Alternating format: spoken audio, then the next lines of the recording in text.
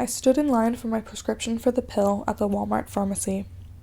I was 15, having very heavy periods, and was told by my doctor that the pill could fix them. At the end of my wait, I caught a glance of a small plastic frog balanced on top of the register computer. Its painted face stared blankly back at me. The skin stretches over the lower back. Lungs tuck away in deference to the 20 embryos growing pupils and toe pads in her stomach. She breathes through her skin, doesn't eat, waits the 6 long weeks until her froglets can live apart from her. When the wait is over, she'll spit them up rather than watch them hatch.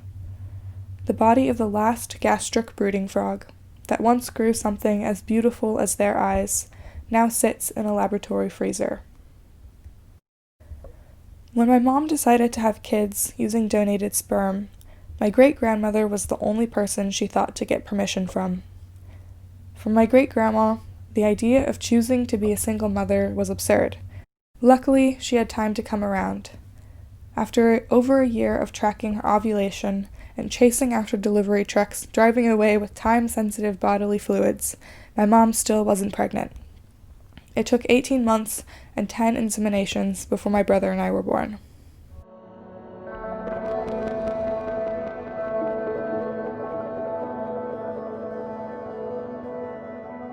In the 1930s, Dr. Gregory Pincus spent hours standing over the bodies of rabbits, retrieving eggs and implanting embryos. Although he failed to impregnate any of the rabbits with true in vitro fertilization, Pincus's research caught the eye of activist Margaret Sanger, who was looking for scientists for another project, inventing a pill that could keep women from getting pregnant. My great-grandma's bathroom is a graveyard of half-empty products. One bottle among the dead is a tub of ultra-feminine cream, a moisturizer from the 1960s that's full of estrogen and progesterone. An ad for the cream is titled, "Why Some Women Look Young at 50 and Others Look Old at 35. At the same time Gregory Pincus was performing his experiments with IVF, doctors were injecting women's urine into the legs of African clawed frogs. The day after injection, if there were eggs floating in the frog's tank, the woman was pregnant. Millions of these frogs were shipped from South Africa all over the world to be used as pregnancy tests. The first documented appearance of the chytrid fungus, which would kill millions of frogs around the world in years to come, was also in South Africa just as the trade began. The chytrid fungus infects amphibians' skin, causing it to thicken and slough off.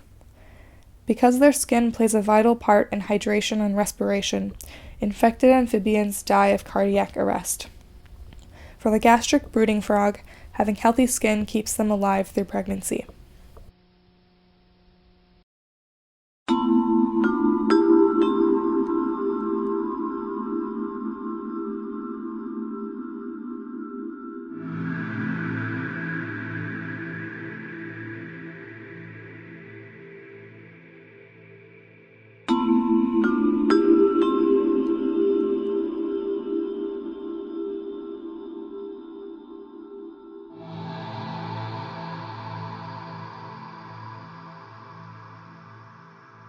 In the past year, the Royal College of Obstetricians and Gynecologists in London has approved skipping the sugar pills and birth control packs to skip periods completely.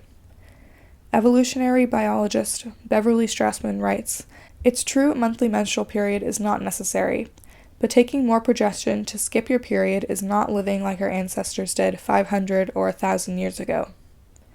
What we have now is the largest uncontrolled medical experiment on women in history." It was the summer of 1955 in humid, humming Puerto Rico. 2 American scientists had something the women of the slum El Fanguito wanted desperately, a pill said to control fertility. For the women, anything was better than sterilization or abortion.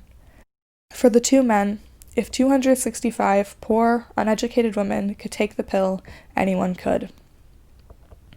3 women died in those months in Puerto Rico. Their deaths were not formally documented, and the men declared the pill 100% effective, though the medical director of the study said there were too many side reactions to be generally acceptable.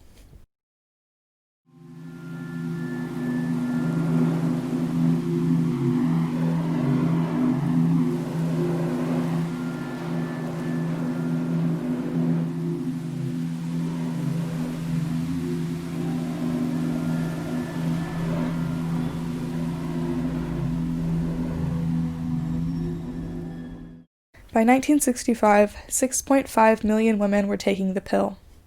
It was first intended as a contraceptive, but it evolved to treat heavy bleeding and menstrual disorders. By the early 2000s, brands were marketing the pill as a catch-all treatment for everything from mood swings to acne, and still are.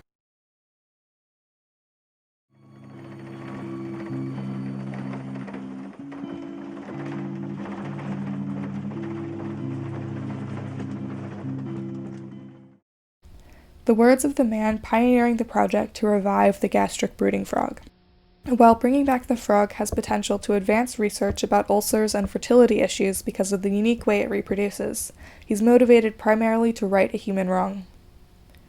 It is unclear how large a role humans played in the species' extinction. The chytrid fungus might be responsible, which likely spread through the trade of frogs for pregnancy tests. Research shows globally rising temperatures cause animal species to move higher in elevation, carrying the fungus with them. If the team reviving the gastric brooding frog successfully clones it, and it's returned to its original habitat, it may face exactly what killed it. The average age of menarche, or a person's first period, was 14 100 years ago. Now it's 12, and children are going through puberty as young as 7.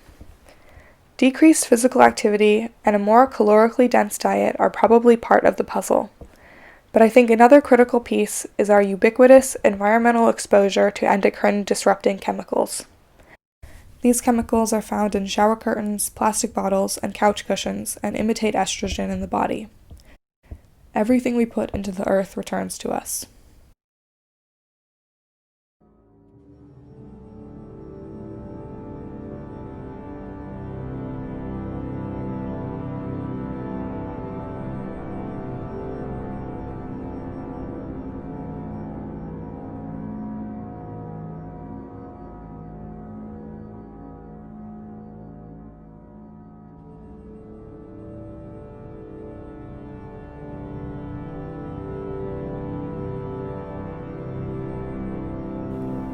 The one thing I've noticed is that we have one set of beliefs we seem to all be committed to, and that's the belief that there are intimate and not just accidental connections between how you treat women and how you treat the earth.